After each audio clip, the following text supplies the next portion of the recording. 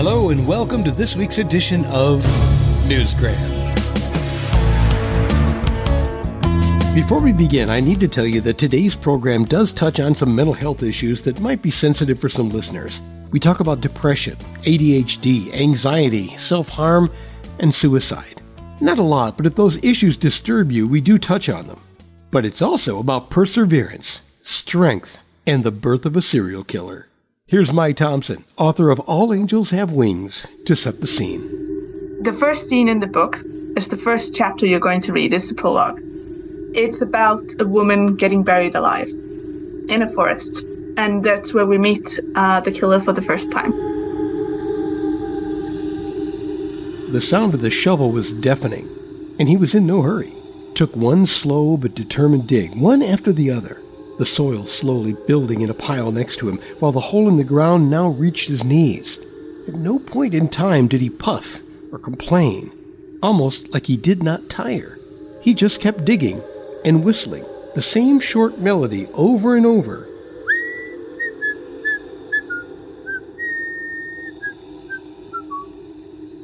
Trish didn't recognize the tune, but she knew that his whistling, along with sounds of the soil brushing against the shovel, would be the last thing she heard. She was going to die. She could already feel it. The stab wound was bad, and she'd been bleeding for hours now, going in and out of consciousness. She just hoped it would all end before she was put in the ground, before the soil suffocated her and the ground took claim over her body. This forest and the white stones you see on the front page, this is very significant to the rest of the story. Yeah, the photo on the cover of her book depicts this very scene, and you probably have some questions at this point. Who is burying who? And how? And what? And why? I know how you feel, and you're going to have to trust me that that's not even the most important part of this story.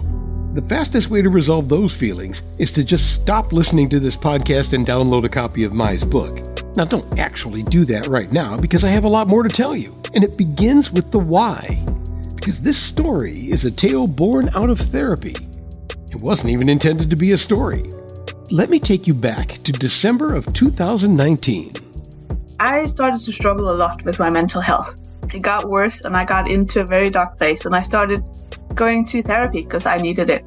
And I was very open to my therapist, saying I have a hard time opening up to other people, to talk about my feelings and the tough things. I usually hide behind a smile or a terrible dad joke or something. So I was very open in the beginning, saying, I need you to call me out on my bullshit, to be quite frank. And my therapist was like, that's fine, we can do that.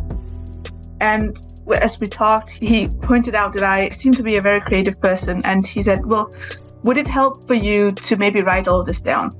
Because you do writing in your everyday life anyway.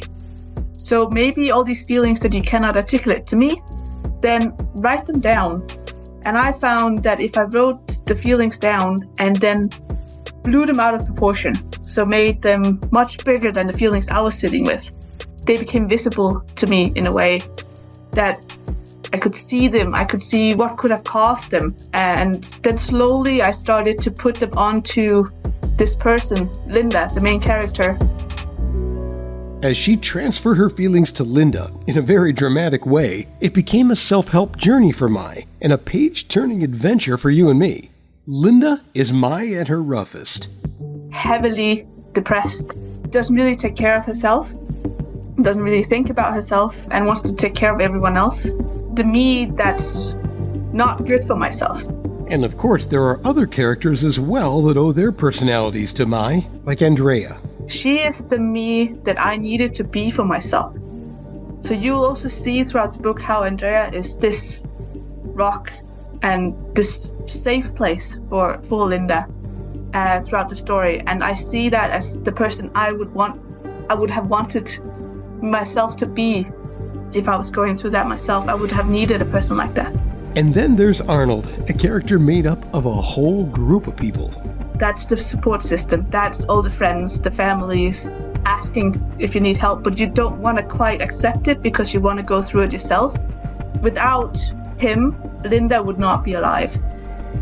I was pretty sure about Arnold, how he was supposed to look and act. He smokes pipe, and there's a bit of banter between him and his wife, and that's kind of how I saw my parents' relationships, and kind of based a little bit of my dad's appearance. Together, they make for a very interesting cast of characters, along with others that you get to meet early in the book when they all gather together at a funeral. Oh, this is not a happy tale, but it's a good one. And don't worry, as dark as it seems, there are plenty of laughs. However, despite what you may be thinking so far, this is not a crime novel. It's not a crime story. It is a horror and thriller and suspense. It's nothing to do with the crimes themselves. It's more about the minds of the killer. How can a person do these things? But also about Linda. What happens when we push a person to the limit? Arnold, her rock in the book, talks about at one point that she has this kind of switch that she can flick off, and when she does, all her emotions disappear, and that makes that she can deal with all this stress, all these traumas and horrors from her past and also present and future. And he worries for her what will happen the day, if it happens, where she switches off completely. There are all kinds of shows out there that attempt to take you into the mind of a serial killer. And no matter how many of them I watch, it's still very hard to see things from that perspective. It's probably one of the things that we find so fascinating about these people.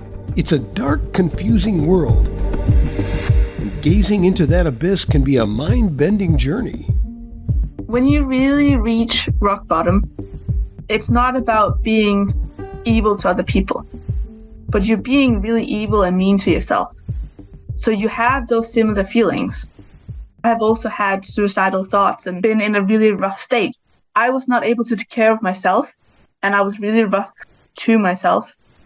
And those feelings, those thoughts, I don't know how, but I managed to turn that around, I hope, in the sense of maybe this is how a serial killer would think. Identifying with a serial killer is one thing, but something else that makes a story one to remember is how you identify with the main character. I've never really been able to just pick a genre and then be able to find a character in there that I could relate to. I am a lesbian, and I'm also realizing that I might be non-binary or transgender. But that's not something I've been able to work on because of my mental state, but now I'm in a good place. But I've never been able to identify that in a book. You know, you can read a bunch of books that are LGBTQ related, but that's the main topic then. But I would like to read a story or watch a movie where it's not the main story, it's just an aspect of it. It's not what the whole story is about. So that was one of the really important things to me, that I would be able to create something that I would want to read growing up. Mission accomplished. The book is called All Angels Have Wings, and in it, bodies are found buried in the woods, all of them with wings carved into the skin on their backs. Young women murdered, all looking the same and all around the same age, all but one. The latest victim appears a lot older than the rest, and she seems to be the only one who was stabbed and buried alive. When Arnold sees her, it's like his whole world stops. He knows her, and he knows that this means the Angel Maker is back. He's out there, looking for his angel, the one that Arnold took from him years ago. If you're struggling with mental health and you are in a dark place, maybe this is not the book for you. It is a bit dark and it is a bit twisted. There is humor in there, and I have tried to lighten the mood. And I cannot yet promise if book number 2 is going to be happy. But I will just say, be mindful of yourself, take care of yourself, and wait till you're in a better place, maybe, before you read this book. Because I don't want to be triggering in any way. Good advice. And for those of you who have listened this far into the podcast and are curious, yes, there is a sequel on the way. All Angels Have Wings by Mai Thompson. It's available online right now at Amazon.com, BarnesandNoble.com, and many other places. And that will do it for this edition of Newsgram from WebTalkRadio.com.